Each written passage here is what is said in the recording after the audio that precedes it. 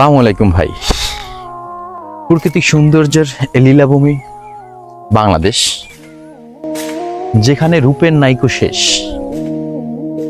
ডানে গেলে এক রূপ, বামে গেলে অন্য রূপ, সামনে গেলে স্বরূপ। নিজের স্বরূপটাই যখন দেখতে পারবেন, সেটাই হচ্ছে আপনার স্বরূপ। স্বরূপ আমরা খুঁজি না, তাই তো অনেক কিছু বুঝি না। আমরা যদি খুঁজি, পরের দোষটাকে না খুঁজে নিজেরটা ভালো বুঝি। বুঝতে বুঝতে বুঝতে থাকবো, শেখার নয়তো শেষ। ভালো করে শিখবেন যাতে সোনার বাংলাদেশ।